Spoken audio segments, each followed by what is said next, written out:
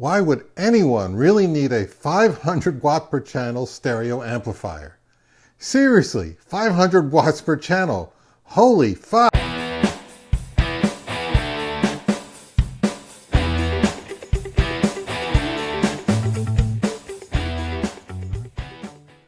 From my experience, the vast majority of hi-fi enthusiasts do not really need that level of power to drive their systems to adequate volume levels. Yes, a few speakers out there are less efficient and run in the low to mid 80 decibels for 1 watt at 1 meter. And if you have an extra large listening room, have inefficient speakers, and listen at exceedingly high volumes, there could be loud musical peaks, or in a home theater setup, sounds that require an amp to deliver extra muscle. But you know, it's a bit like cars. I don't need 500 horsepower to drive the flat and straight roads of Florida, but it would be nice to have that kind of power on tap if I quickly need to gun it and accelerate if I needed to. Now, if I lived in a mountainous place like Colorado and was pulling heavy loads, then yes, 500 horsepower would definitely come in handy. Typically, an amplifier with that kind of power output, like this Bryston, is rather bulky and heavy piece of metal with a large transformer or transformers inside. It has prominent heat sinks and can produce a significant amount of heat. What if I can get the same amount of power in a smaller and lighter package that runs cooler, generates textbook measurements, and sounds extraordinary as well? That's where the Orchard Audio Starkrimson Ultra 2.0 comes in. It's a bit of a mouthful. Orchard Audio is a small company that's been around since 2017, and it's the brainchild of Leo Eisenstadt, the founder and engineer who started messing around with Class D hi-fi amplifiers when he learned about GaNFET transistors. To Leo, this was the breakthrough technology that can take Class D amps to the next level. Now, I'm not adequately knowledgeable to explain in detail of how they work, but let's say that Class D has advantages over Class A and AB, primarily because it's extremely power efficient in comparison.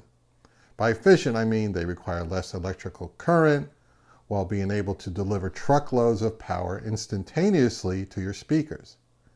That enables them to reproduce music in an especially dynamic and punchy manner.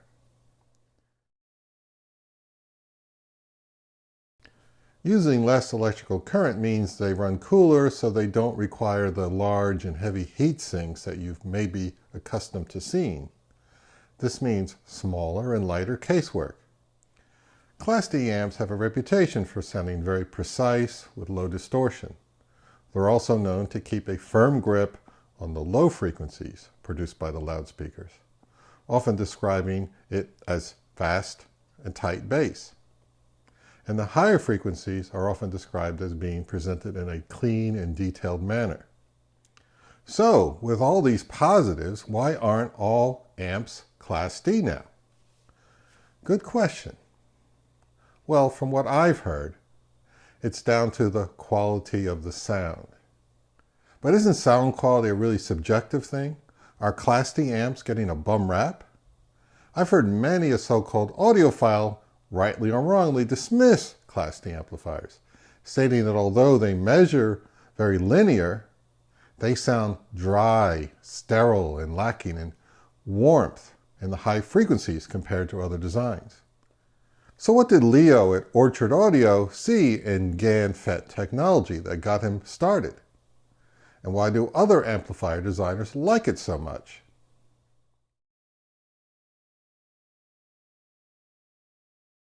It begins with a substance called gallium nitride.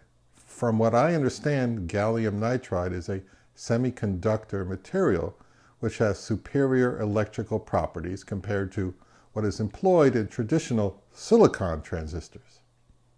This material can operate at higher voltages and temperatures without breaking down. GaNFETs have faster switching speeds compared to silicon transistors. 800 kilohertz, which is 2 to 3 times faster than traditional Class D amplifiers. GaNFETs have a higher power density enabling them to handle more power in a smaller size device. What's the downside? Well, GaNFETs are currently more expensive than silicon transistors. Now, GaNFETs are used in many different consumer and professional electronic applications. But how does it actually affect your hi-fi's sonic performance? Orchard Audio says that you get less harshness, cleaner highs, better transparency, and higher detail. And you also get decreased noise, less distortion, better transient response, and higher bandwidth. So that all looks very promising to me. Now, if you're thinking this is something like those popular budget-oriented Class D amplifiers that are shipping in waves out of Asia, it most definitely is not. This is proper top-quality hi-fi gear. The Starkrimson Ultra 2.0 looks and feels well made. Based out of New Jersey, Orchard Audio design and build their products in the USA. It's a conventionally sized component that fits perfectly in my hi-fi rack, which the Bryson amp does not. Now let's take a closer look at the design.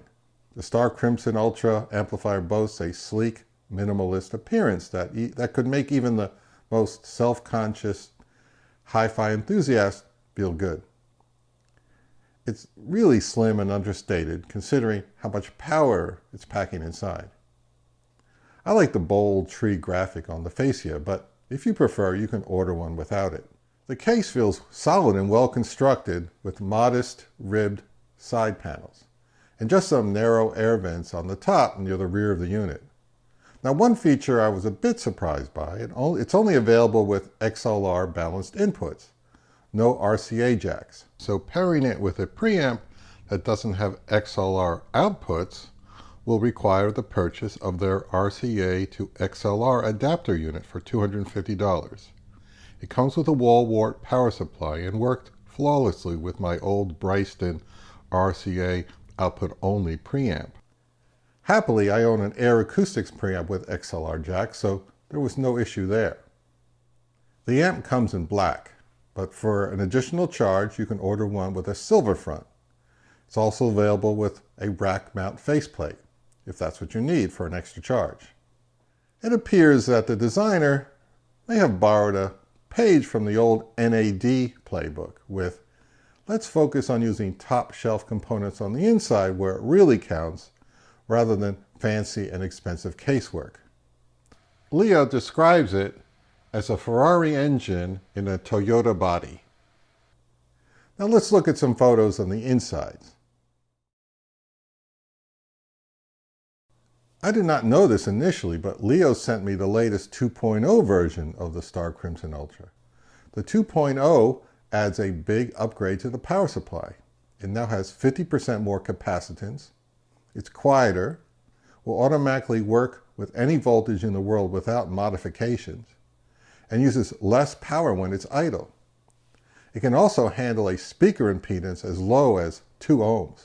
This is the dual mono version, which means it has 2 of the Starkrimson monoblock amps inside a single enclosure, each one with its own dedicated power supply, rather than the standard model where the right and left channel share a single power supply.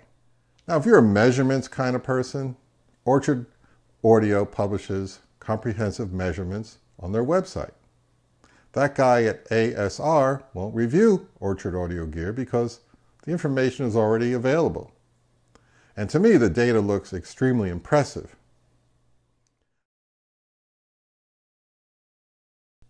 I directly compared the Orchard amp to my Bryson 4B ST, which is an excellent Class AB amplifier. Big and heavy, built like a tank, and is capable of putting out 400 watts per channel into 4 ohms. I used them primarily with my 4 ohm Magnepan 1.6 QR loudspeakers before I got them modified.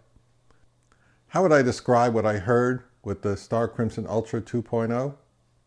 Simply put, it was crisp, dynamic, and lively. This amp had total authority over the loudspeakers. I could hear that it had a firm control over the drivers with a death grip on the bass frequencies. What it does share with the Bryston is a distinct overall neutrality. I felt that I was getting out of the speakers exactly that was going into the amps. No sense of bloom or coloration that my ears could detect.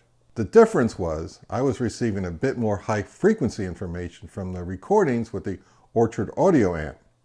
There was additional detail and atmosphere coming from the speakers that I did not get from the Bryston.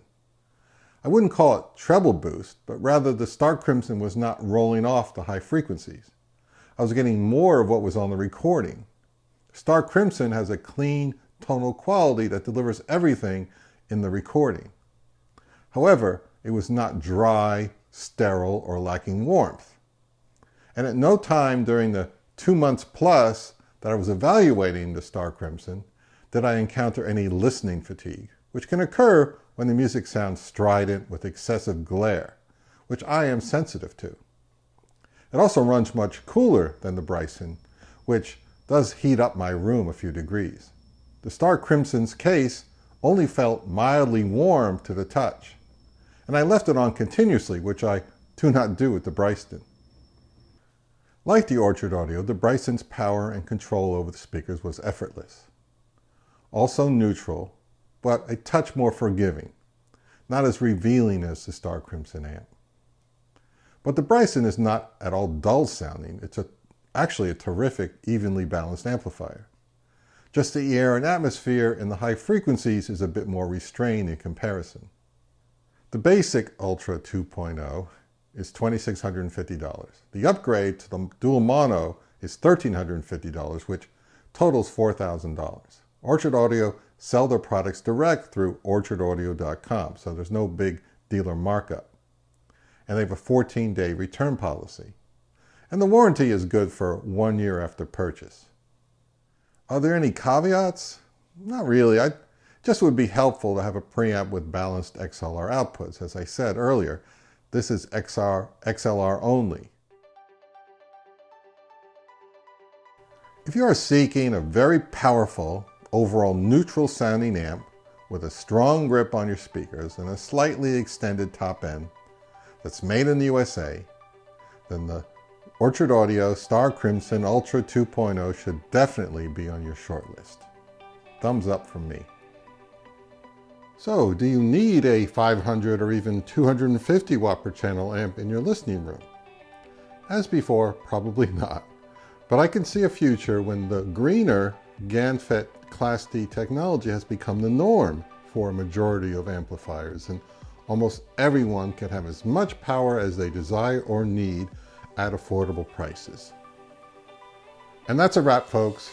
If you've had even a smidgen of entertainment, do me a solid and show me some love with a thumbs up and a subscribe. It's painless and it will make my day. Plus, I promise to keep bringing the best videos that I can. Thanks for joining me, and always enjoy your own devices. Bye.